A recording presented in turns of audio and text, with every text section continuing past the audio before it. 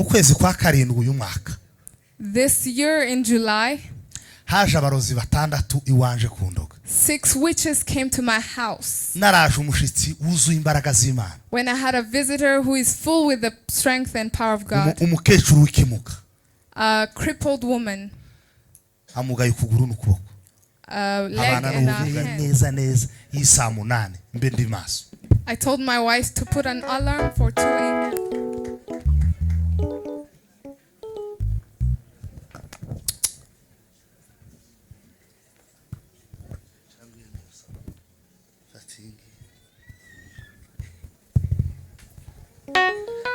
Hallelujah. Hallelujah.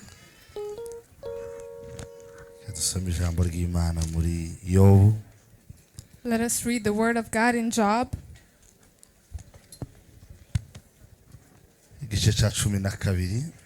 Chapter 12. I think I'm going to read myself. It's too long. Igice cya 12 umurongo wa 12 ndagenda simbuka ndageza ku murongo wa 25. Ubwenge bufitwe n'abasaza kandi kumenya gufitwe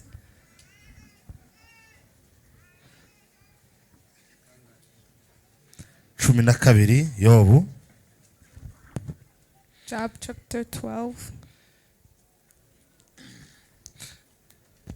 Murongo wa 13 niwo duheraho. Verse 13. Ubwenge bufitwe ubwenge n'imbaraga bifitwe n'Imana igira inama no kumenya. Dore irasenya maze ntiyasubire kubakika. Kingirana umuntu ntiyagira ukingura. Yimana amazi agakama maze yatanya agakubita isi. Akubika isi.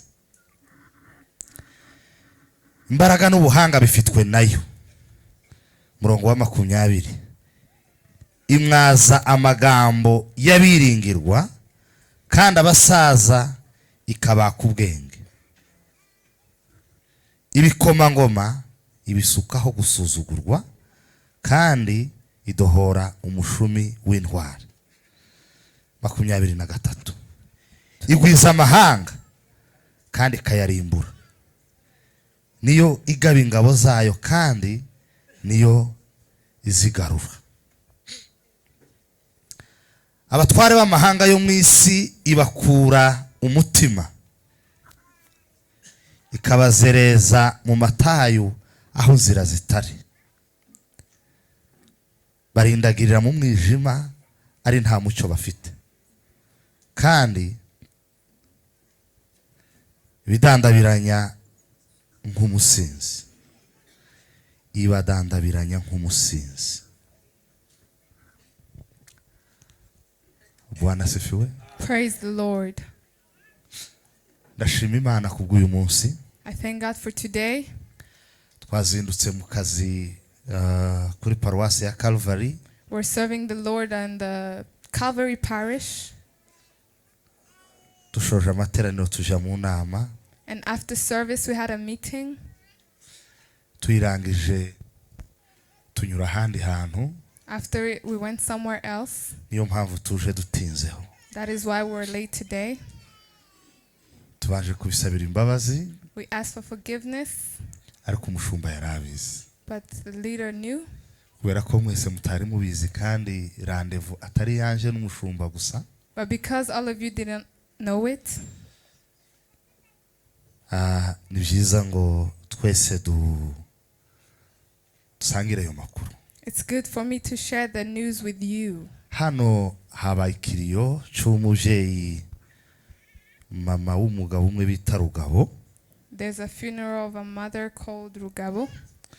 Nabuze umwanya wo kugerayo kandi uretse kuba ari umufamiliye ni n'umuntu twabanye kuva kera. Apart from him being a relative, we live together. Ubwo nshatse kuvuga ngo nabandi nyine bo mu miryango hano harabo kwa data bukwe haraho mvuka hariki nukwihangana twebwe ntitwahamagariwe bene ivyo ngivyo nubwo navyo ari vyiza ariko nyine ko ndatekereza umwanya umwe nkavuga nti nari gusura abantu ariko nasaba gutekereza nkabona nukushagarara. I have other relatives here, but that's not my calling. That's not our calling. It's good to visit others, but that's not what we're called for. N'umushumba wantumiye hamwe n'abayumbe ba hano muri urusengero babonye nkomeje kujagarara.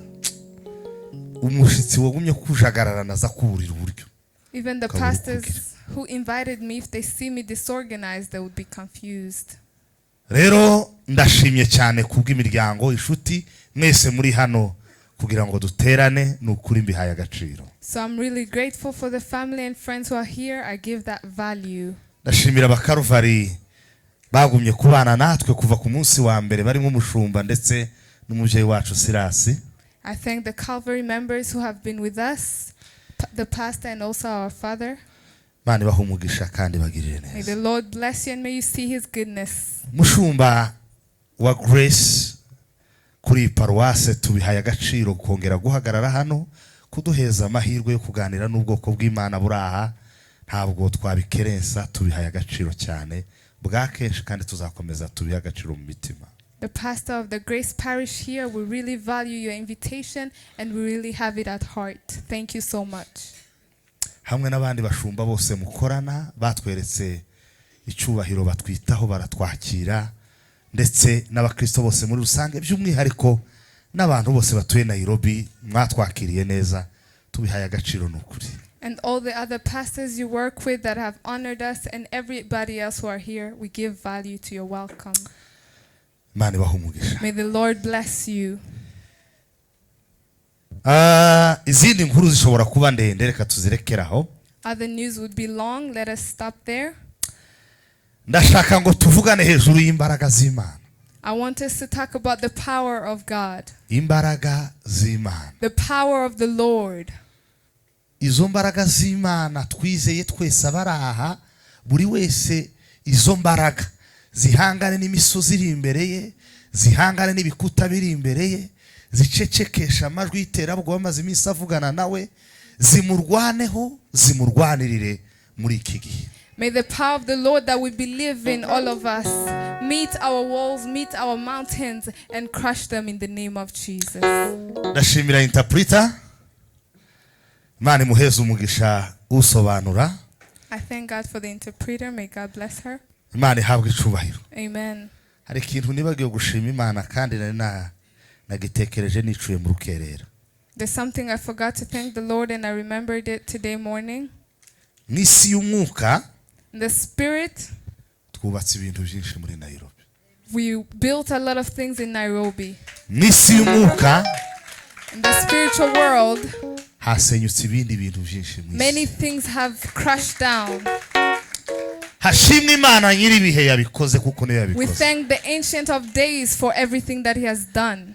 Niba uwo mwicaranye nta deni yakwambuye bakumubwira ngo igikuta cyawe naco ntikigasigare muri aya materaniro. Tell your neighbor, may your wall also fall down in Jesus' name. Mwoheze Imana ishobora muzamuye ibiganza. Hallelujah. Nimuvuge ngo hallelujah. Praise God. Bwana Yesu asifiwe sana. Amen. Imana yacu twizera igira imbaraga nyinshi ziruta kutuvuza. The God that we believe in has power and strength more than the words that we can speak. Ndaza kubivuga cyane nkoresha ingero ziri scientific. I'll use scientific examples. Ariko mu byumve ndavuga ibintu bizwi bimwe bifite aho bihuriye natwe n'ubuzima bwa minsi yose. But I'll talk about normal things that we can relate to. Imana yacu irakomeye, yakomeye tutarabimenya, ikomera tutarabaho, ntacyo twokora ngo idakomera, nta nicyo twokora ngo ikomere, irakomeye tubishaka, irakomeye tutabishaka, irakomeye tujemeye, irakomeye tutabyemeye, irakomeye twabisobanukiwe, irakomeye tutabisobanukiwe, irakomeye twavuze ko ikomeye kandi irakomeye twanasheshetse ntituvuge ko ikomeye. Our God is powerful and he was powerful before we even existed. He is powerful whether we like it or not, whether we say it or not. He is powerful. hari imbaraga bazabita dunamis. Abantu bize theology barazizi izo mbaraga. There's power they call dunamis. People who study theology know this power. Imbaraga zifasha isi, imbaraga z'Imana zifasha isi. The power of God that is holding the world. Hari izindi mbaraga abantu bize theology bazabita stratos. There's another power called stratus. Izo ni imbaraga zari mu nkoni ya Mose, imbaraga zazimira izindi imbaraga. This power is in the Moses staff, the power that swallows other power. Iyo tuvuga ibyo ngibyo biri theologique, abantu ntibaza babyumva. Ndagerageza kubasobanurira ibintu mbereke n'ingero z'amakuru muzi yavuba hangaha afite proofs ziri scientifique zizwi, mubone gukomera kw'Imana. Twongere twese twibukiranye, suvuga ko neje ubizi, nukugira ngo twibukiranye gusa gukomera kw'Imana. Hanyuma uyu mugoroba turateranya izo mbaraga z'Imana n'intambara zitugose zimaze igihe zitubuza amahoro, hanyuma dutegereze umusaruro uzava. Whenever we talk about these theological terms, many people don't understand it, so we're going to use scientific terms for us to understand.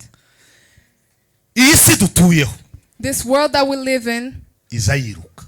it's running. Uku n'ubu nyine duhagaze, As we're standing right now, kiriruka yasaze. it is running, it's going mad. Abantu bageze mu ishuri bakiga ico bita ubumenyi bw'isi cyangwa geography, bize ibyo ari byo byose, bize ico bita rotation na translation. People who went to school and did geography learned about rotation and translation. Rotation ni igihe isi irimo irizengurukaho yonyine. Rotation is when the world is revolving around itself. Translation ni igihe isi ibirimo irazunguruka ku zuba. And translation is when it's going around the sun. Isi izayiruka ku buryo izayiruka ibirometero 1600 ku isaha imwe. Isi bayirukanse izungurutse izuba ku rugero rw'ibirometero 1600 ku isaha imwe. The world runs 1,600 kilometers per hour. Nukuvuga ngo ku isaha imwe per hour. Hari umuntu wabazi ibirometero biva Nairobi kugera Kigali? Does anybody know the kilometers from Nairobi to Kigali? Haruzi biri hano hagati yacu na Kampala, harubizi? Do you know the kilometers between us and Kampala? Ibyo ari byo byose. Most probably. Nagerageje gushakisha internet irantengwa ahantu nari nicaye, ariko isi ize ivuduka ibirometero 100,600 pito 1,600 ku isaha, 1600 km par heure. Nukuvuga ngo isi nubu nyine tuhagaze nta uzi ko ihayigenda, ariko kirirukanka ku buryo ifite umuvuduko w'ibirometero 1,600 ku isaha. Even if we're standing and we look calm, but the world is running 1,600 kilometers per hour. Ibi abantu batuye hano hafi ya Equateur, kuko hano tugira klima ico bita klima equatorial. Ntabwo abantu bashobora kubyumva neza kuko twegereye umurongo ugabanya mu isi kabiri. Some people live near the equator, and the people living on the equator have their own climate. It's like we're divided by two. Isi imeze nk'igi. The world is like an egg. Kandi igi murabizi ko hano haruguru ari hatoya na hano ari hatoya. And you see that on the top and on the bottom it's kind of little. Isi rero igabanijwemo n'umurongo witwa equateur hano hagati, kubera ko ari hanini. Twebwe ntabwo tuza tubona neza ibimenyetso bigaragaza ukuntu isi zizunguruka. The earth is divided by two with a line called the equator, and we cannot see how the world is running. Ariko ku itariki 21 y'ukwezi kwa gatandatu buri mwaka i Burayi mu bihugu bimwe amanywa azaba maremare ijoro rikaba rigufi. But every year, the 21st of June, the days become longer and the nights become shorter. Babyita solstice d'été. It's cold. Tuwobimenye je ni Igifaransa, mwigiye hano muri Kenya mama. Je ni vyahari abakongomani baba barasasa. Izuba riva amasaha 16.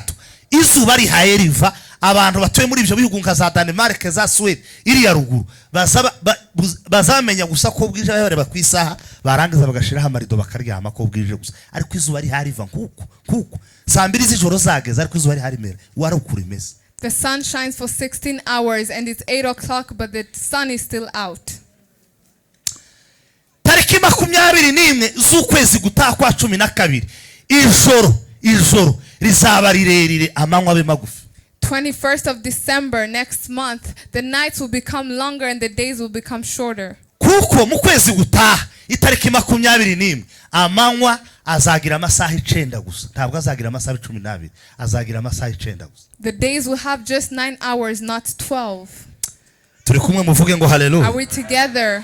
Mwongere hallelujah. Hallelujah. Iyi si dutuyeho igabanije umuvuduko gusa wa 225 km/h. Nukuvuga ngo 200 igabanije umuvuduko wa 225 kuri wa muvuduko nababwiye w'igihumbi na 600 kwisa, ikagabanyaho ngo umuvuduko gusa umunsi aho kugira ngo ugira amasaha 20 nangahe 8 wogira amasaha 28. If the earth reduces speed just by 220 kilometers per hour, it wouldn't have 24 hours but 28 hours. Ariko kuva isi ibayeho mbere ya Yesu, kuva igihe cya Adamu kugeza uno munsi wa none, Imana yabwiye Isirayeli ibwira ngo uzovuduka kuri uyu muvuduko, kandi dore uko bizogenda ntukarenga ahangaha. Uko Imana yabitegetse kuva ico gihe n'ubu niko biri, nta urabishaganya. Mwese nimuvuge ngo Mana izo n'imbaraga zawe. But since the world began, it has never changed, and that is the power of the Lord. Atukuke baba. Hallelujah. Imbere yawe n'ibyishimo bisa, abagusenga naco tuzabura we, nyabunama duhindukirire utwuzuzo urukundo. Mana yacidukunda yera we, twoherereza abamarayika we, twoherereza umwuka wera.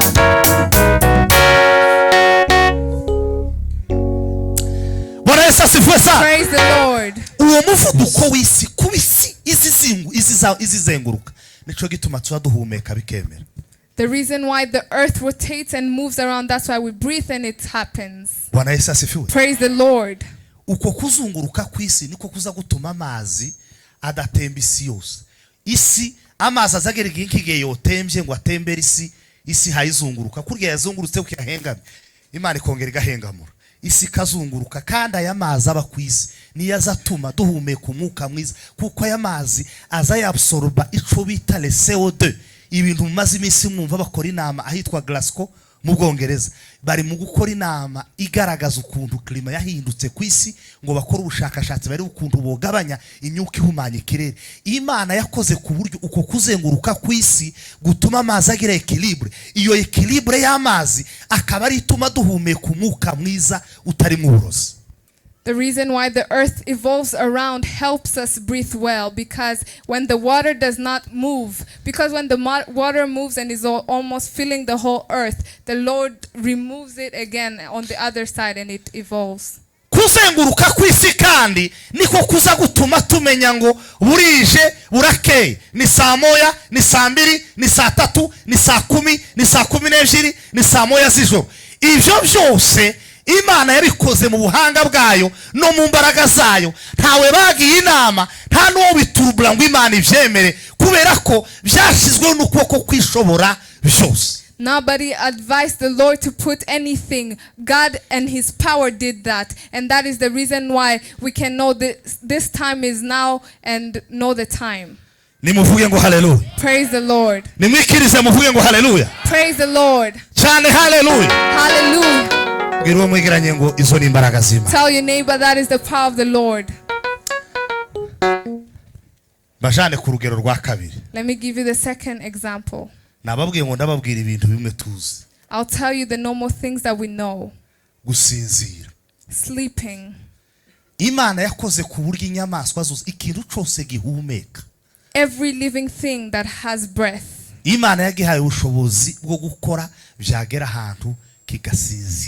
God gave it power to work, and when it comes to a point, they sleep.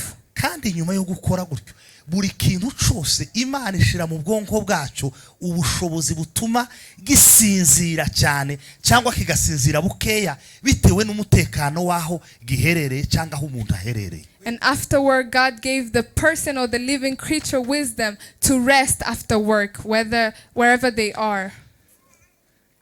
Niyo mpamvu umuntu ashobora kumara iyinga ryose adasinzira kubera iki? Iyo ari ahantu hari umutekano muke, k'abantu babaye basirikare barabizi, iyo ari ahantu hari umutekano muke, ubwonko hari ukuntu Imana ikora ku bwonko ikabubwira ngo aha hantu nuryama baragutwara uri muzima. Ube maso kugeza igihe ibyo gusinzira bizaba bishoboka. Imana niko yabikoze, ubwonko bwacu ibubikamo imbaraga zimenyesha umuntu ngo nubwo gusinzira ari kawaida, ntabwo uri businzire kubera iki? Kubera ko uri muri danger. People get sleep depending with the security they have. When there's less security, God puts it in your mind that this place is not safe. You cannot sleep like the normal way. Hari imisemburo ibiri, ico bita imisemburo, simbizi mu Kinyarwanda uko ndi bubyita. Imisemburo ibiri, hari uwitwa melatonine, izuba rirenze umwijima ukaza. Melatonine izigenda, Imana igakoresha uwo musemburo uba mu muntu, ukazugenda ubwira buri rugingo ngo cika intege, cika intege, cika intege, cika intege, n'umwanya wo kuryama, cika intege, cika intege, cika intege. Niyo mpamvu iyo bwije gusa abantu benshi mu Rwanda nyamwinshi baza batangira kwayura, ibitekerezo bikakubwira ngo amasaha yo kuryama arageze. Imana yabitsemo umuntu izo mbaraga zitwa melatonine, nizo zazigenda zibwira buri rugingo ryama, umwanya wo kuryama wageze.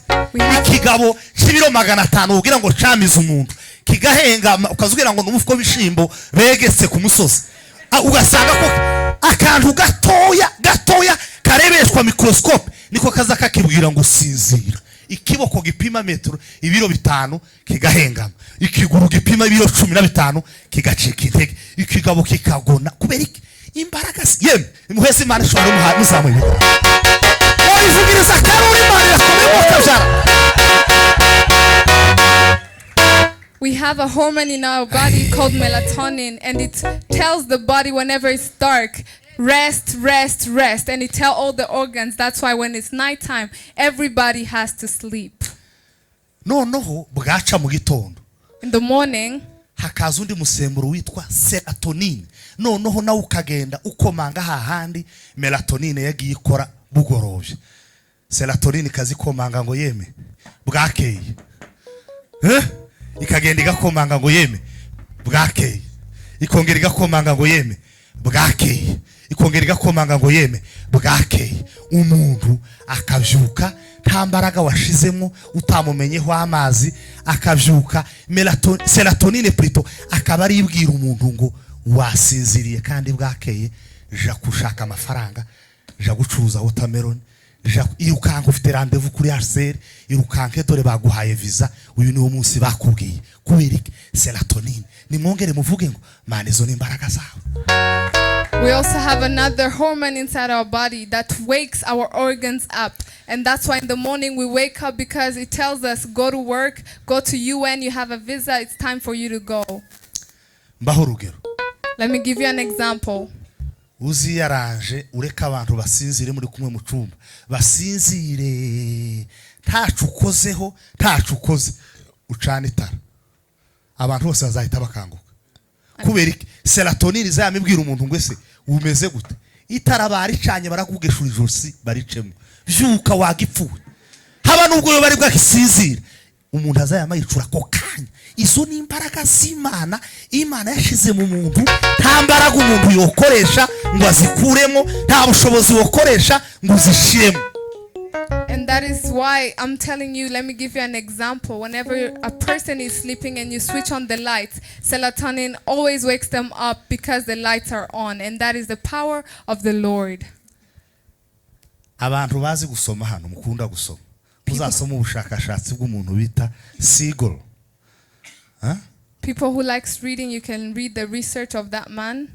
Nundi bita Dina Paul wo muri UCLA, ni kaminuza yo muri Amerika i Los Angeles. It's a university in Los Angeles. Muzamusoma abahungu musoma. You should be reading. Nduje kugagara nk'inkoko y'umuninga ngo murumva ngo twareze ngo risasi. Muzamusoma musoma ibintu. You should like reading. ubushakashatsi narabusomye amaze nongera gutinya imbaraga z'Imana ntinya gukomera kw'Imana. I read the research and I was fearing and in awe of the power of the Lord. No hari ikintu cantangaje. There's something that surprised me. Aba bashakashatsi ko ari babiri bavuze ubwoko bubiri bw'ibitotsi, bavuga ibitotsi umuntu azasinzira agakira indwara yararwaye. Ntabwo uraryamo ha uribwa umutwe ngo nibuca usange wakize. They talked about two kinds of sleep. Haven't you slept with a headache and you wake up when you're fine? Hari ibitotsi byitwa REM sleep. Nukuvuga ngo ni ibitotsi bya bindi umuntu asinzira akagera ubwo arota. The REM sleep, you sleep and you also dream. Hakaza ibindi byitwa non-REM sleep. Nukuvuga ngo ni bya bitotsi umubiri ukawishakisha hahandi umuntu abakiri ataragenda ngo agereyo neza. And the non-REM sleep, it means you haven't really reached there. Iyo umuntu ngo yaryamye ibitotsi byitwa REM sleep ngo niho azagenda noneho umubiri ngo Imana ikawudesharija igakuramo ibintu byose bibi les éléments toxiques zikavamo. Niyo mpamvu abantu buza buca mugasanga mufite ubucuku, abandi bafite ubutuna, abandi ukazugira ngo none bamukubise bamaze kumukanda. Nukubera iki? Iyo umuntu asinziriye yashizweyo Imana izayohereza imbaraga zayo zikazigenda zikuramo indwara, zigakuramo twa mikorobe, ugasanga umuntu avyuse wogira ngo aravutse. And when you have the REM sleep, you sleep and God discharges all the bad things, all the toxic elements. And that's why you see people waking up and it looks like they just got born. Nimuvuge ngo hallelujah. Hallelujah. Akantu kansekeje. Something that made me laugh. Inyamaswa zazisinzira kwisi n'abantu. Ikintu cambere kizagisinzira kurusha ibindi nagacuramo. I think that sleeps more than any other thing is a bat. Muzuko kaba kameze ku giti. Have you seen it on a tree? Kaba gacuramye gutya. It's upside down.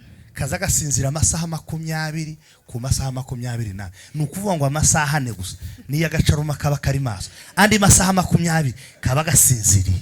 In 24 hours it sleeps 20 hours and it is up for 4 hours. Murebe kagasinzira gacuramye. It sleeps upside down. Gacuritse umutwe uzugira ngo kagiye gupfa. Ariko kagacurika umutwe gasinziriye. The head is upside down. It looks like it's about to die. Nimuvuge mwese ngo Mana izo nimbaraga zawe. That is your power, O Lord. Hari inyamaswa iba munsi y'amazi yitwa dauphin. We have an animal called a dolphin. Iyi nico bita le mammifere. It's called a mammal. Okay. Mammifere nukuvuga ngo ni inyamaswa ishobora kubyara ikonsa. Ishobora konsa. It breastfeeds. Nurufi biriya baza bita za nyamuguma. It breastfeeds. Muri buriya bwoko bwa nyamuguma ziriya zamize yona. Like the one that baleine, yes. It's like a whale. Ariko n'ubwoko bumwe bwa baleine afet. It's the same type, the same family. Yarantangaje cyane nsomye ubwo bushakashatsi. It is very surprising. Izi sinzira uruhande rumwe urundi ruhande ruri maso. It sleeps one side when the other one is awake. Kandi iyo ubwonko bw'uruhande rw'ibumoso ariko rusinziriye nukuvuga ngo igice cy'iburyo tikiza gikora, ahubwo igice cy'ubwonko gisinziriye nico kiza kigenda gihiga. Nukuvuga ngo izihiga isinziriye ituye isinziriye kandi gaturaho iri maso. Uruhande rumwe ruba ruri maso, urundi ruhande ruba rusinziriye. Iziruhutse igihande kimwe, ikindi gihande kiri mu kazi kiyagikora. It makes one side sleep and rest while the other side is in search and it is working, meaning it can never fully rest. Ariko ime nimuvuge ngo hallelujah. Hallelujah. Nimwikirize kandi hallelujah. Hallelujah. Mwibuke ko iyi dauphin ibiri mu mazi hasi. Aho ngaho nimwizibyarira, nimwizayororokera, nimwizisinzirira, nimwituye, nimwihumekera. Iyo bayikuye mu mazi ntiyo bigihumetse, ntiyo bikibayeho, ntiyo bicororotse. Kubera imbaraga z'Imana, kubera gukomera kw'Imana yayituje mu nyanja hasi munsi y'inyanja kandi itegeka ko ari ihumekera, itegekera ko ari isinzirira. This dolphin is in the deepest water. That's where it gives. That's where it lives. That's where it breathes. That means if you remove it from there, it can no longer live because the power of the Lord made it live in the deepest waters. Imbaraga z'Imana zahaye inyamaswa zimwe kubona neza nijoro haba kumanywa ntizibone neza. The power of God gave the animals the power to see during the night and not in the day. Hari lecture twigeze kwiga muri Kongo ngo lehibu. Oiseau nocturne.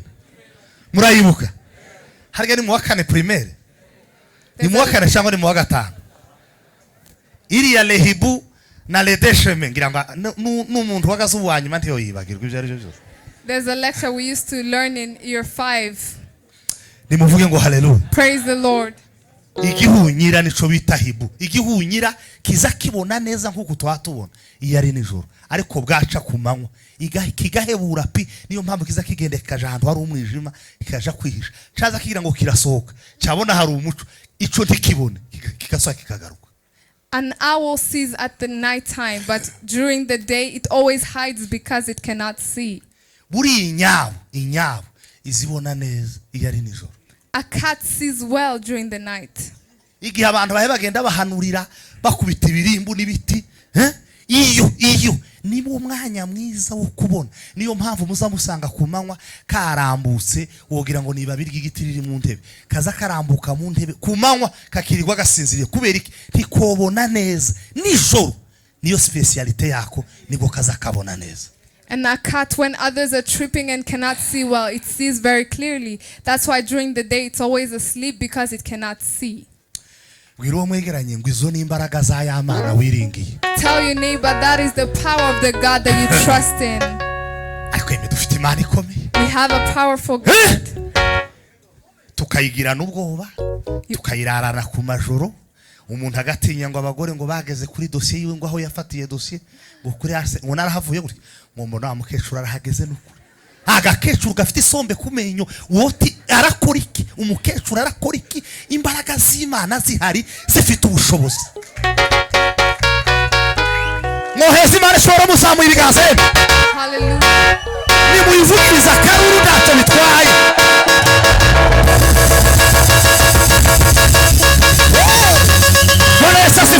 Hallelujah. Mbona vuyeyo ngo mbona wa musaza ngo anyuzeyo.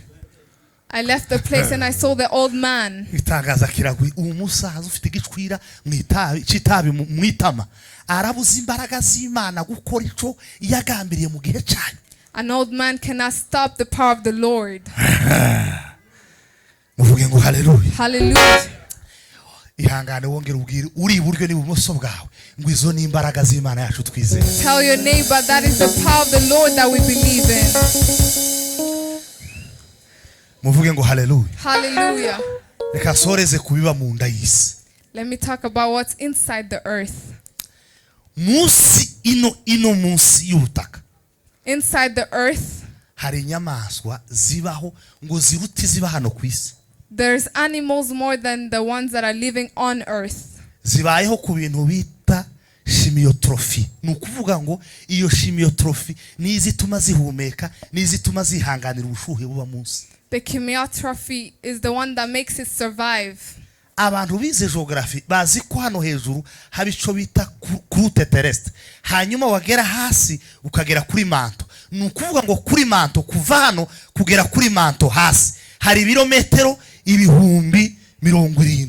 Aho hasi ku bihumbi 70 haba degree Celsius ubushuhe bungana n'ibihumbi 7 degree Celsius.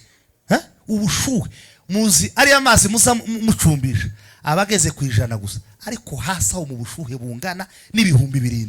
Imbaraga z'Imana zazihatuza inyamaswa zikahaba zigahumeka kandi ikazibeshaho. Between the surface of the earth and the mantle that is inside the land, there is 7,000 degrees Celsius, and that is very hot. The water that we make ugali with is 100 degrees, but that one is 7,000. Muvuge ngo hallelujah. Hallelujah. Twikirize hallelujah. Hallelujah. Munda y'isi kandi. Inside the earth, Imana yabitsemo imbaraga 7. God put 7 power. Abantu bize geography nanone bazi cyo bita les plaques tectoniques. People who did geography know the tectonic plates. ubundi ni zirindwi. There's 7. Hari yo muri Afrika, hari Asia, hari Erazi ifata ku Burayi na Asia, niyo yavuye muri ya misozi miremire muzamwumva ngo Everest, umusozi muremure kwisi. Guhura kwayo kwizo plaque zibiri nizo zavya ya misozi. Izo mbaraga ko ari zirindwi Imana yazibitse munsi y'isi, nizo izikoresha kugira ngo inyeganye zisi ihindisha umushitsi. God put all those plates under the earth and he uses that to shake the world. Iyo zihuye, when the plates come together, zazire mu musozi. They make a mountain. Zibaho zazigenda ukunaha munsi ko ziragenda. They are existing, they are also moving around. Zazigenda zimuvinga zikamuvinga. Iyo zihuye gutya zigahura neza mahume. Kurya abanyamurenge bazavuga ngo mahume. Neza zigasaka. Habico bita collision. Iyo habaye collision, muravyibuka bize geography. Iyo habaye collision hazazamuka umusozi. Niho hari ya Nyiragongo yavuye. Nyiragongo iri mu gutanga voluka ikamena ibirunga. Niho yavuye muri collision hagati ya plaque tectonique imwe n'iyindi. Zirahura ngo zihure zire mu musozi. Kandi kubera ko habaye collision optique, kubera ko haba collision hakaba na obduction. Iyo habaye obduction ukuvuga ngo ntiziba zahuye neza, hari imwe bayagiye nko munsi y'indi, indi gaca ngo hejuru y'indi, ngo zihure gutya zimeze ukumeza intoki, hanyuma hacika mu mututu. Niwo watumye ya temperature bwa bushuhe nababwiye bw'ibihumbi 7 degrees Celsius noneho buzamura ibikoma bibona inzira yo kuzamuka. When these tectonic plates collide with each other, they make mountains. And that's where the mountains that also give out volcanoes come from, because of the degrees Celsius that we talked about. Say, God, that is your power. Hallelujah. Praise the Lord. We have God. We have a God who is powerful. We have a powerful God. This year in July, Haje Abarozi 6 iwanje Kundoga. 6 witches came to my house. Naraje Umushitsi wuzuye imbaraga z'Imana. When I had a visitor who is full with the strength and power of God. Umukecuru w'ikimuga. A crippled woman. Amugaye ukuguru n'ukuboko. Leg and a hand. Hari wacu bazavuga ngo abana n'ubumuga. She is crippled. Abana n'ubumuga bw'ukuguru n'ukuboko. Her hand and her leg. Ngo arangize arambwira ngo naje hano ngo ari ko Imana yambwiye ko izonkorera ibitangaza igakora ibitangaza hano narayi wawe. I came here, but God told me that he's gonna do miraculous things in your house. Naje nkaba nabirose mu kwezi kwa mbere, ndarota ngo mu kwezi kwa karindwi ngo uzoraza umushitsi w'igitangaza, kandi ngo azoza ngo asuzugurutse mu jisho ry'abantu, ngo azoba asuzugurutse ngo ariko uzomufate neza. And I dreamt that in January that I'll have a visitor in July, and she will be disregarded in people's eyes. Iwanje nabwiye abakristo ko nta muntu ugomba kunsanga iwanje, mfite office. Ibintu byo kuja mu ngo z'abapasteri mukurirana mu ngo z'abapasteri sivyo. Pastor abari wiwe abakeneye kwambara kabutura karuhuka, abakeneye kumererwa neza. Kera mukimena abagore n'ibitenge ko muragira urya wi.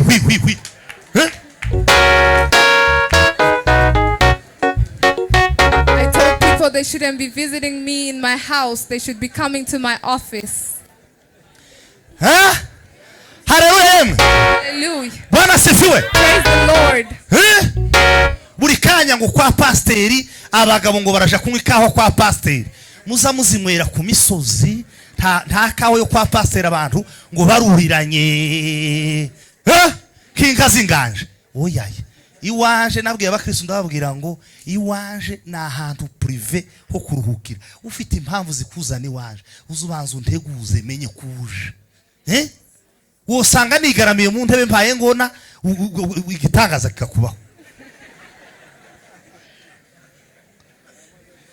Iwawe umuntu azayifata uko abonye. Niyo amena abantu bazamura amaguru mu ntebe z'abandi. I want to tell those people who yicaye mu nzu y'abandi ukamona yazamuye amaguru ku meza buri. And lift their legs on the tables. Mu rugo rw'abandi. In people's homes. Harakweme muri Nairobi cyangwa uburi murerwa Ngombe? Are you in Nairobi or that place? umuntu akamagira ukya mu ntebe si umushitsi batumiye akamagira You're ukya mu not ntebe y'abana invited, and then you're putting your legs up. ibirenge ntibyogeje Your feet are inzara not clean. ntiziciye ntiyiborosheje yari isombe nakomba hirira yanga Your teeth are not clean. Your feet are not clean. mwavuga ngo haleluya Hallelujah. ngo arangiza araza And she came.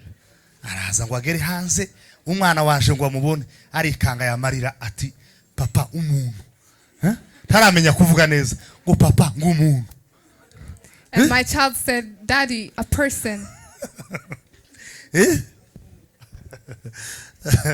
twigeze kuja mu butayi igihe kimwe amaze abarozi baratujwigiriza We once went to pray in bagica the nabiyo witches. bishungereje They shook bazagira us. umunsi wo kwishungereza They shook us.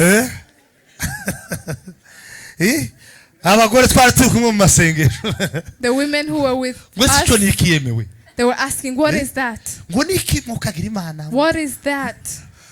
umwana ati umuntu papa My son was like, Daddy, a person. noneho naje ngo nunguruke ukya mwidirije When I checked the window, iwanje ni filime nza mbona bari hanze ariko bari hanze ntibambona I see the people who are outside, but they cannot see me. noneho ngo ndangize ngo murebe When I saw her, nama mbona hano mu ruhanga ko haraka I saw the forehead was shining. abana b'Imana turaziranye The children of God know each other. turaziranye We know each other. twobivuga cyangwa ntitubivuga ariko turaziranye We can say it or not say it, but we know each other. n'abataba mu ruhande rwacu twobivuga cyangwa ntitubivuga ariko turabazi Even those who are not on our side, we would say it or not, but we know them. rero mwegeranye ngo turaziranye Tell your neighbor we know each other. nimuvuge ngo haleluya Hallelujah. ngo murebe gutya nama mbona ko amurika mu maso yiwe hano mu ruhanga bwe mbona ko haraka When I saw her, her forehead was shining. ndangize mbwira abana bandabwira nti haje umukozi w'Imana I told my children there's a woman of God who is coming. ndavuga nti sasa uyu mugore ashobora guteka umutsima udahiye burya abagore hari igihe aza nawe atazi uko byagenze agateka umutsima ntuje pi akagerageza ntuje none uyu mukozi w'Imana ngomba kumugurira ndeka ngende ndeba ahantu hari ahantu zibaza botsa amafi neza aho zibaza botsa inkoko neza mama tukugaburira inkoko cyangwa urufi nawe yari umuntu bene ujwigiri ngo muzane byose I asked her to serve her chicken or fish, and she was like both. yeme ntimukaza mwihagarara nugera imbere y'ibiryo uzubirya neza When you see food in front of you, you should eat it very well. ibintu byo kwirirwa wicikaguza umeze nk'uwawe imamfuza urumafu ibyo ntabyo ni amahimba kandi abanyamahimba ntibazoja mu ijuru That is wrong. nimuvuge ngo haleluya Hallelujah. tisawa Okay. nzana inkoko zibiri n'aya mafi manini abiri ngo ndangize mbwira umugore nsa ureke guteka umutsima uteke ifiri turebe neza hanyuma uje kunyanga ugurutu tubiri tw'amata aragenda ngo ashikarazana umukozi w'Imana turamugaburira nta stress zo kubanza kumbwira ngo ngaho banza usenge mugusha neza gusa ndabanza ndasenga ndahutumiye ndabanza nzunguruka inzu ndavuga ngo uyu mugoroba haraba ikintu mwisi y'umwuka hari ibintu And we served the food and started praying, and we said that this evening there's something that is going to happen in the spiritual world. hari umukozi w'Imana inshuti yanje bita Cedric aba Mombasa ubari hano Nairobi ndamubwira ntewe narajije umujepe nonega dufatanye uyu munsi sinzi ikintu kiba uyu munsi mwisi y'umwuka sinzi ikintu kiba I have a friend of mine called Cedric. He lives in Mombasa, but he's here. I told him, let us be together. Something is about to happen. amaze ngo tumare kurya arambwira ati sasa sinsenga ndasenga mu rukerera And after eating, she was like, I'm not going to pray. I'll pray early morning. aho yari yahaze nyine hari ico bitwaye She was full. It is okay. mureke nkubwire Let me tell you, igikomeye si uko umukozi w'Imana asenga the great thing is not that a servant of God prays. igikomeye ni uko ugira amahirwe agakandagira iwawe buri The great thing is for them to be in your house. ibyo gajewe ndabizi. I know that very well. Iyo tubivuze muzamubwira ngo nukugira ngo twikuririze. Oya. When we say Sitwe that, twikuririje Imana niyo yabishatse. we did not call ourselves, the Lord wanted it. Kandi ntiwobirwanya ngo ubishobore. You cannot attack it and overcome. Nakubonye wageze iwanje. I told her, I saw that you are in Imana my home. yarabikubwiye nanje yarabimbwiye. God told you and he told me too. Ndangize mbwira umugore nti sasa ushiremo reveye telefone yanje sinzi uko yagenze iyi yari ikiri nshasha ushiremo reveye muri kakandi kanyu bene akangaka muzamuhamagara haba bazanira isombe ushiremo reveye neza neza y'isa 8 mbe ndi maso. I told my wife to put an alarm for 2 a.m. Ndangize ndasinzira nk'iminota ngeraho ndase ukunda umugabo wo kuryama abarozi baze basange ndyamye. Am I a man to sleep so that the witches would come and find me asleep? Nambara training neza nambara na suppress ndangize fata Bibiliya yanje nja muri saro ndicara. I wore a trainer and also wore sport clothes and went to the sitting room with my Bible. Ntero dukorase. I started singing. Mami Yesu warakoze wampaye amahoro yo mu mutima undindira muri simbi. Mami Yesu warakoze. Mami Yesu warakoze wampaye amahoro yo mu mutima undindira muri simbi.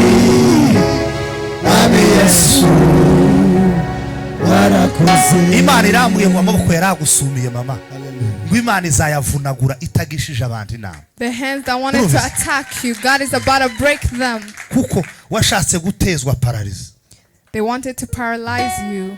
Bashatse kugutera paralyze. They wanted to paralyze Ariko you. Imana iguhagararaho. But the Lord fought for you. Ashaka kuguteza paralyze ngo ugire stroke ugwe mu nzu. Ayo maboko Imana izayavunagura. God is about to break them in Jesus' name. Nimuzamura ibiganza muvuge ngo navunike mu izina ryayo. May they be broken in Jesus' name. Amaboko agamije kumusenya navunike. The hands that want to break her, may they be broken. Murabyize muvuge ngo amen. Say amen. Sema hallelujah. Hallelujah.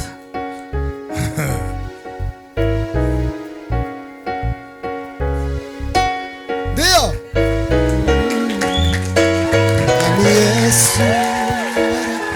Mami Yesu warakoze wampaye amahoro yo mu mutima undindira muri simbi. Mami Yesu warakoze. Wewe ulipfushi na mapakazi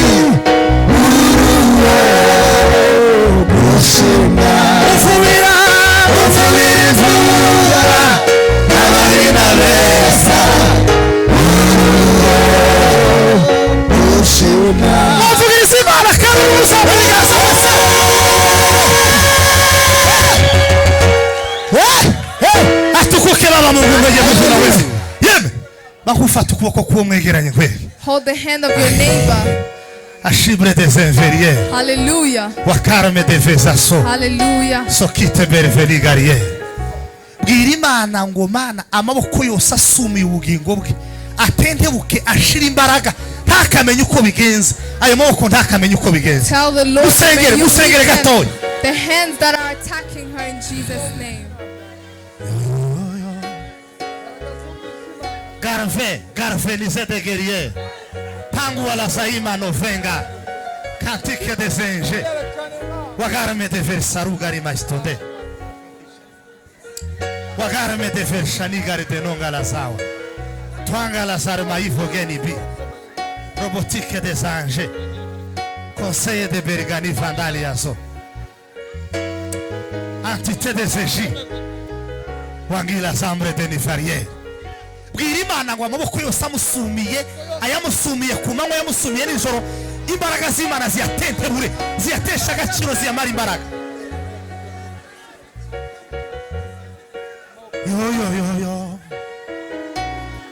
Agere metes inferieur. Karuani zambe la garie fetinazo. Jambre te sefeniere te nonga la sawi. Munyeganye sufuke ngo ya. Hey!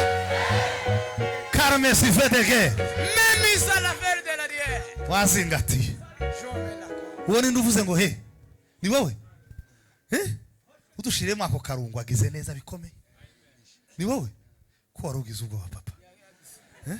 Umuntu nagira neza muza mumushimira mwo kajara. Amen. Bwana Yesu asifiwe. Hallelujah.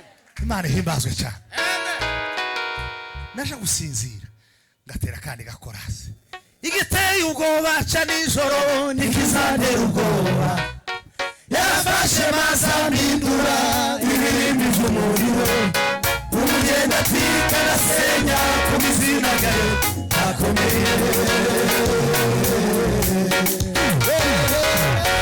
Igiteye ubwoba ca nijoro ntikizantera ubwoba. Yafashe mazamindura ibirimbi vy'umuriro.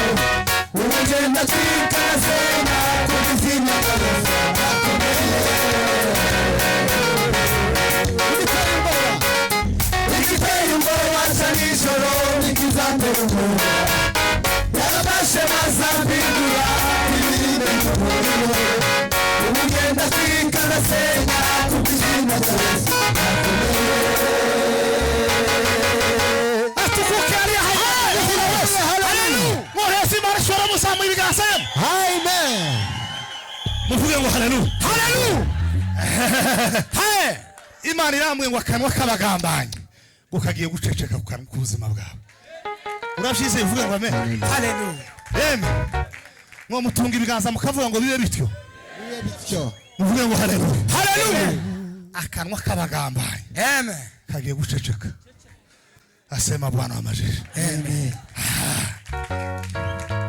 Umukozi umuhanga Yesu arakora ibyo ushaka bimewe nawe Yesu arakora. Umukozi umuhanga Yesu arakora ibyo ushaka byose. Ushaka bimewe nawe Yesu arakora. Umukozi umuhanga Yesu arakora ibyo ushaka byose bimewe nawe Yesu arakora. Yemwe mwofasha tugatanga haleluya imwe ukwacu kose hanyuma tukareba icyo Imana yokora. Yego muzamura amaboko reke. Haleluya. Jewe nasaraye maze iminsi ine mbaye nkora. Yego ari kwitanga ukwawe kose imbaraga z'Imana. Haleluya. Haleluya.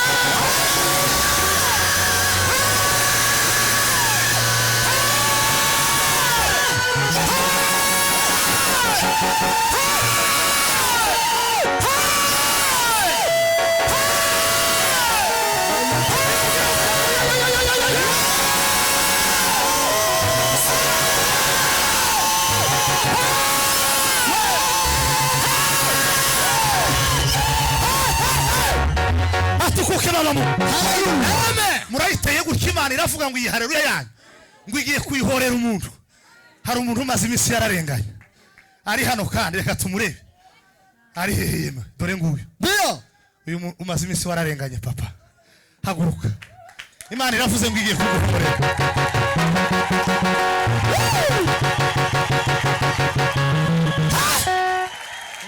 Mwavuga ngo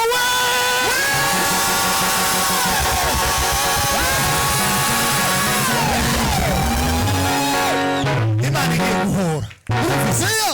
Izaguhorera. Abantu bagutuza urutoki biremera ariko umva kubwira.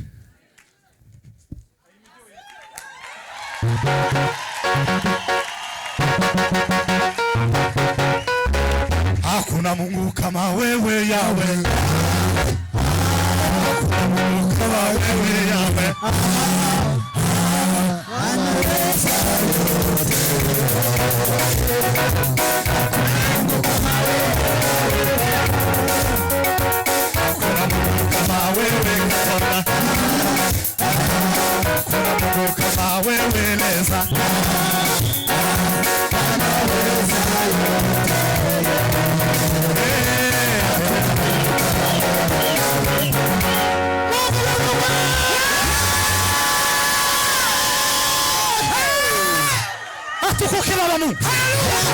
turatamye kandi muze karabaye paseri we karabaye imana ihimbaze karabaye mukagira imana karabaye muze yewe karabaye abadayimoni baratsinzwe kandi karabaye mukagira imana muze karabaye none karabaye niko karabaye ma karabaye uri wese yavugiriza imana karabaye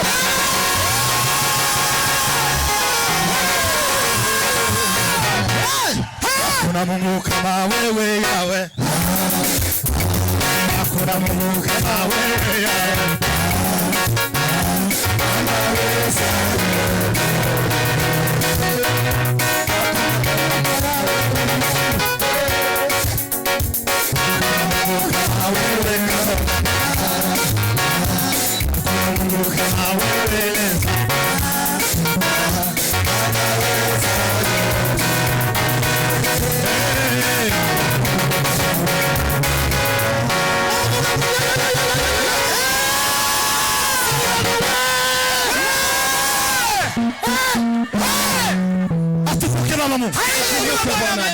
Imana ihimbaze atukukira haleluya uvuge ngo haleluya yewe iraka abantu kabiri ngo Imana iguhorere Imana iguhorere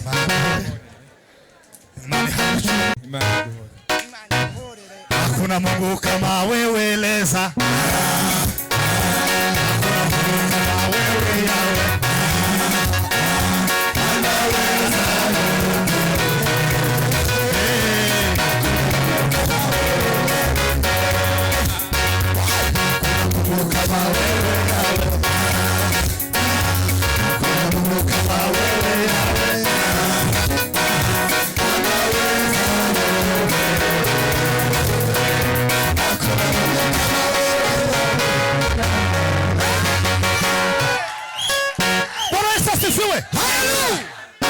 ntabwo byogabanye icubahiro cawe unyeganyeze gutya gusa tukavuga ngo nta yindi Imana ihwanye nawe Hakuna Mungu kama wewe yawe Hakuna Mungu kama wewe yawe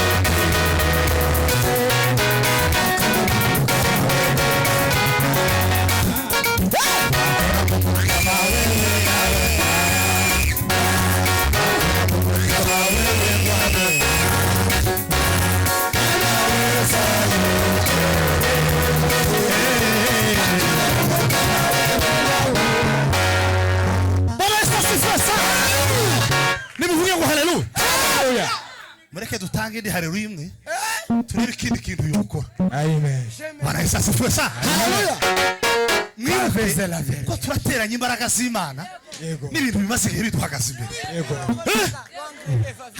hari inkuru abantu bavuze izo nkuru tugiye kuziteranya n'ivy'Imana yavuze hari imbaraga abarozi bishingikirije izo mbaraga tugiye kuziteranya n'imbaraga z'Imana Mwazamara amaboko mwese hejuru y'amabwe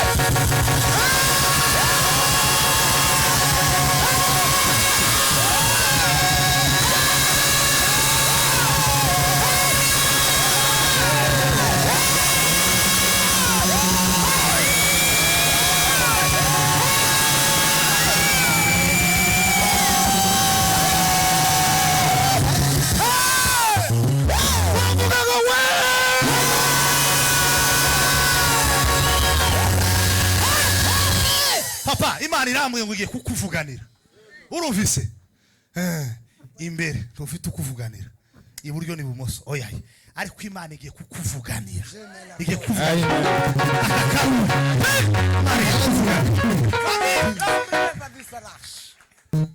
Imana irambuye ngo nguhe ishati urumvise ndaza kuyiguha ariko ndaguha ishati gusa wo guhana ibindi ariko none ishati iyo iri prophetique sivyo ibindi ni bisanzwe by'ikinyamurenge ariko isi misiyo ndayisiga ndayiheza pastor hari urumvise iyo simisi ni ifite igisobanuro cy'umwuka urumvise akira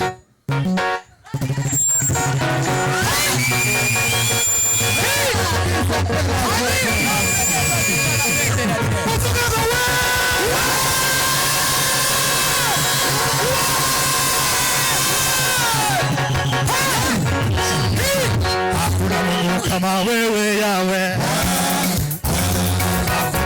kama wewe Bwana anaweza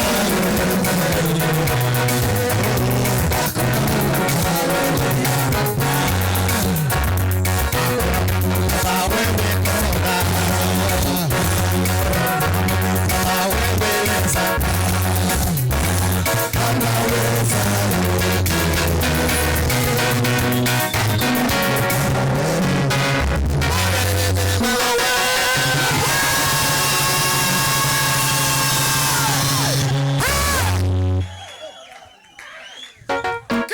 Bwana Yesu asifiwe. Haleluya.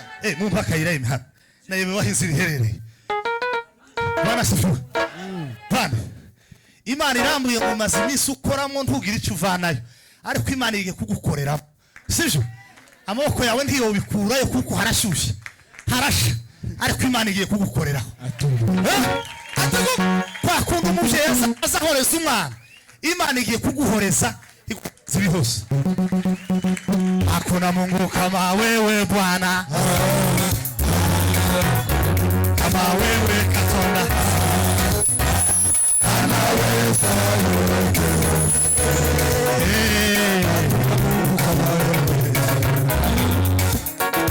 Hakuna Mungu kama wewe Bwana,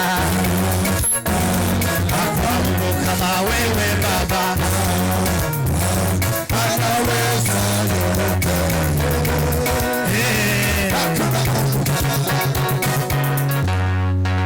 Buri muntu wese uri hano afite ibintu yategereje abona biragoye Yego. na bene data bari hanze mwihangana ariko tugiye kuja buri wese avye nuko ashoboye bitewe naho uri ndabibona ko mwegeranye ariko aho uhagaze ugerageze uko ushoboye unyeganyege vyibuze Amen. vya bindi waburiye amagambo Momila. birya waburiye amagambo ubiteranye n'imbaraga z'Imana uvuge ngo Mana yaremye isi n'ijuru ifite byose ifite ubushobozi nibagiye kubabwira ukuntu muri mu muntu habamwe inyamaswa zingana na miliyari 100 mu muntu habamwe mikorobe zingana na miliyari 100 miliyari 50 nizishinzwe kutwica izindi miliyari 50 nizishinzwe kutubesha harimo miliyari 4 za globule blanc abantu bizi kiganga hano barabizi birya baza bita abasirikare b'umuntu baza barwanya indwara bangana na miliyoni 4 ufite abasirikare beza afite miliyoni 4 barya aba miliyoni 3 barya gripe zinyura mu muhanika biramufasha izo mbaraga zituma habaho equilibre ntizimanuke ntizizamuke umunsi Imana yabishatse zimwe zikamanuka izindi zikazamuka izo mbaraga izikora biriya byose mu nyanja izazizengurutse isi ikazunguruka ikubaha icyo Imana yavuze izo mbaraga ugiye kuziteranya n'ibibazo ufite uhagaze mu gihe kirekire Imana ifite imbaraga zo kugira icyo ikora Amen. murayizeye muyizamurira amaboko mwese murayivugiriza kandi n'umuzamurira igase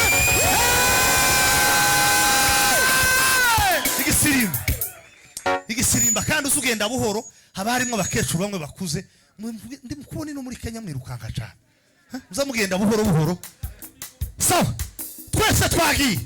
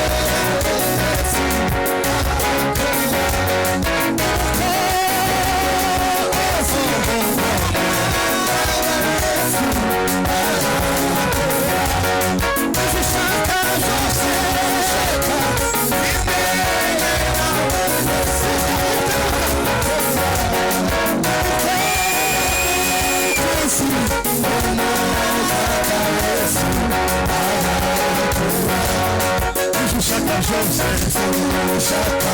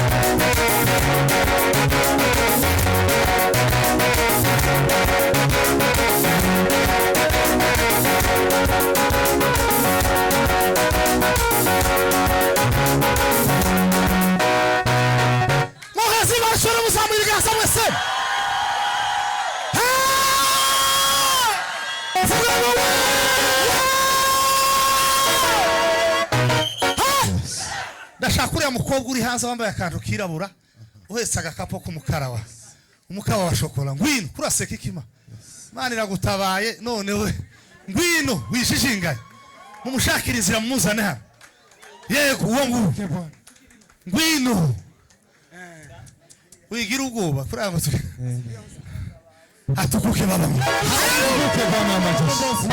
ihangana ubwira uwo mwegeranye ngo uyu mugoroba kubera umwihariko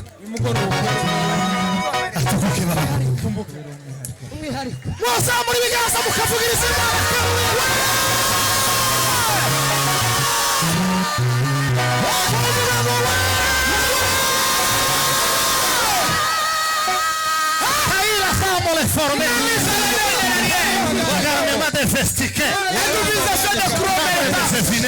Imitation de gros barrières. Occasion. Comme il a fait. Ortège de mission. Mon il a fait et l'André Berda. Wanga ya Lazare me. Jamais la caritation de gouvernance. Déviation de base. Hesimisation de gros méritage. Ntabwo uyu nguyu. Ntabwo ari umwuka yavuze suye. Ariko nawe ngwino ma, ngwino kwere. Wizeye. Undi nimba atabishaka mumureka ariko nimba ntaco bitwaye yaza hano twamusenge. Ni ku neza yiwe. Muragira ngo murajijisha amaso y'umwuka. Amaso y'umwuka ntazajijwe. Ya. Mwagira ngo ya.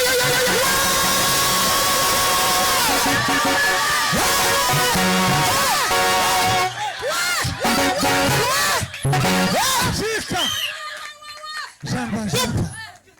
Ai wisha Wumuyumbe we. Kuri kubonana we. Wisha Wumuyumbe. Kuri kubonana. Parmesi fete guerrier son. Wisha Wumuyumbe.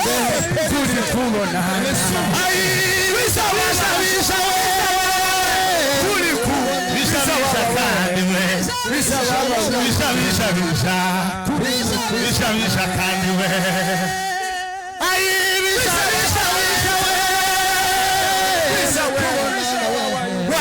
Waka.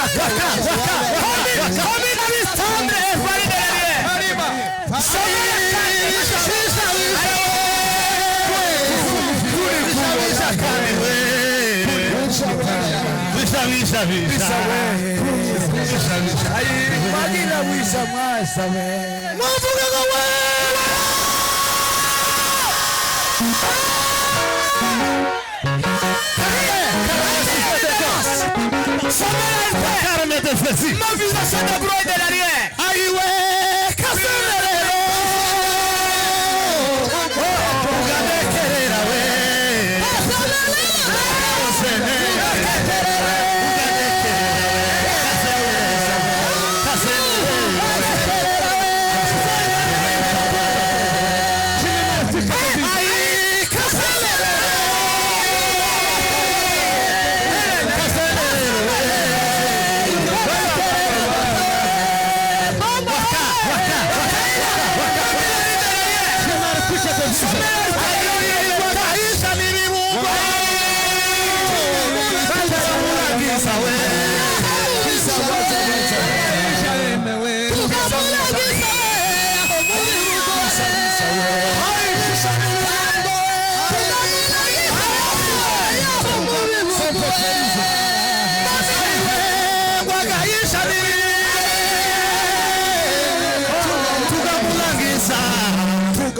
Agaisha nilibungo we. Agaisha we. Tugamulagiza we. Tugamulagiza we. Tugamulagiza we. Agaisha nilibungo. Agaisha nilibungo we. Tugamulagiza we. Tugamulagiza we.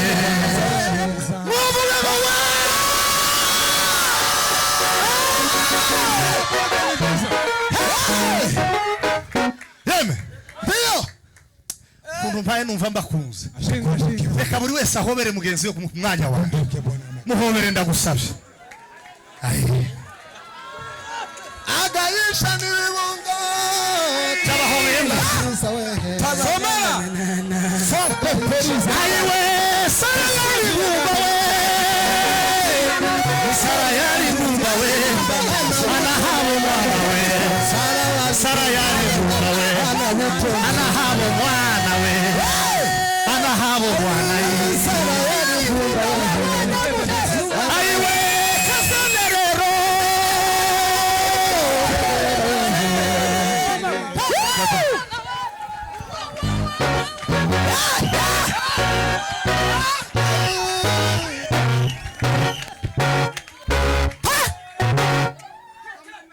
Ugandekere kasengelelo we atukumbuke Bwana wa majeshi.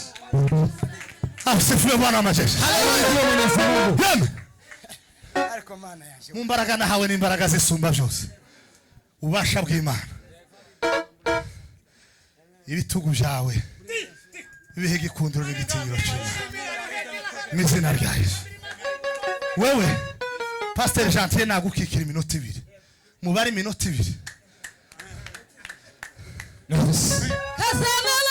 Uyu mwana yari inkoko z'ikizungu akoroherezeza ataza kumererana ayiwewe uri wese yogira utayemewe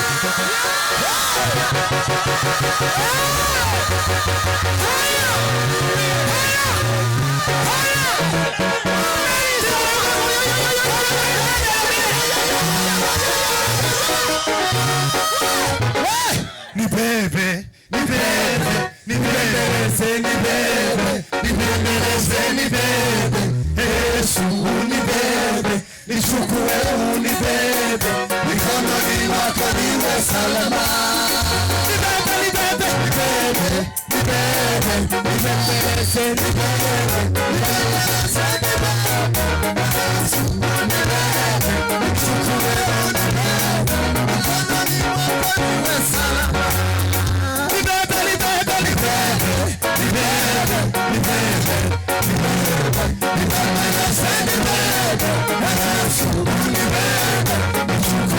ni bebe mikono ni wako niwe salama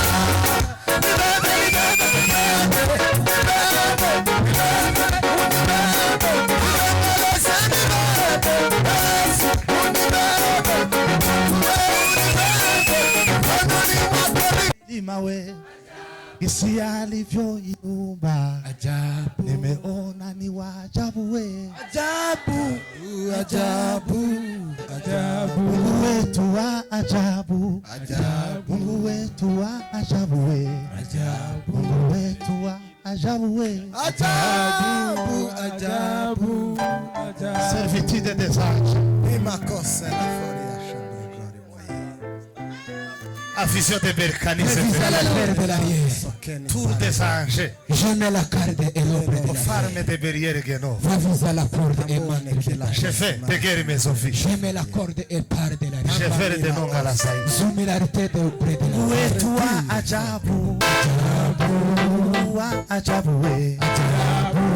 Toi, ajabu we. Ajabu, ajabu, ajabu. Où est toi, ajabu? Ajabu, Eli ni ajabu we. ajabu, Ni ajabu we. ajabu, ajabu, ajabu. Bwana Yesu asifiwe. Aba bantu baraha. Umwe, babiri, batatu, bane, batanu, batandatu, barindwi, umunani, icyenda, icumi. Umwe, babiri, batatu, bane, batanu, batandatu, barindwi, umunani, icyenda, icumi, makumyabiri. 1, 2, 3, 4, 5, 6, 7, 8, 9, 10, 11, 12, 13, 14, 15, 16, 17, 18, 19, 20. Ça fait 40. 1, 2, 3, 4, 5, 6, 7, 8. Ça va bonyine. Ni benshi. Abana bafite ababo hano. Nta kundi nyine udafite uwabo. Ukidendeze cy'Betsayida. Nta kundi. Ariko abangaba baserukira abandi bataje. Muvuge ngo haleluya. Haleluya. Aya wawa. Ariko dutaramye igitaramo bene iki ngiki kirenze. Nimwe nk'abahesi barashobora gusaba. Oh, siparia sangre. Muvuge ngo wa. Ulumaka na bele na jala. Tamobele ya ulavienui. Namino na wani mino. Belu tamwa bele. Machi so ai.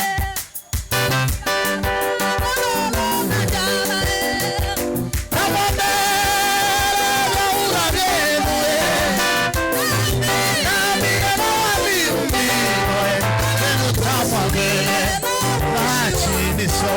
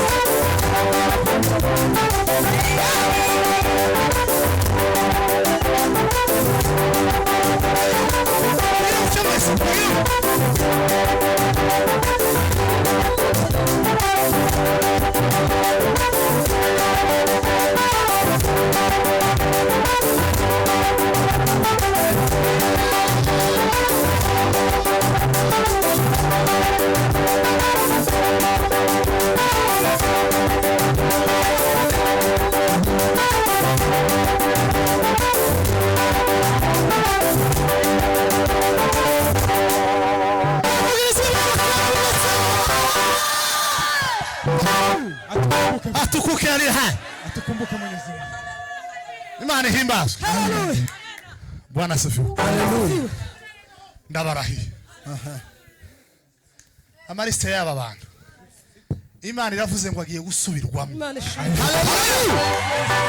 Yes. Hallelujah. Tenda miujiza. Mtetezi wangu Yesu Anaishi leo. Mtetezi wangu hai. Mtetezi wangu Yesu anaishi leo. Mtetezi wangu hai. Mtetezi anaishi leo. Mtetezi wangu hai. Mtetezi wangu Yesu anaishi leo. Mtetezi wangu hai. Mtetezi wangu Yesu anaishi leo. Mtetezi wangu hai. atukuke ari hano. Haleluya mtakatifu. Ihangana ubwire nk'abantu nk'ababiri ngo ibyawe nibisubirwemo utabarwe mu izina ryawe. Zawe nisubirwemo utabarwe. Atukuke ari hano. Haleluya. Ibyawe nibisubirwemo utabarwe mu izina ryawe. Muvugirize Imana kerore.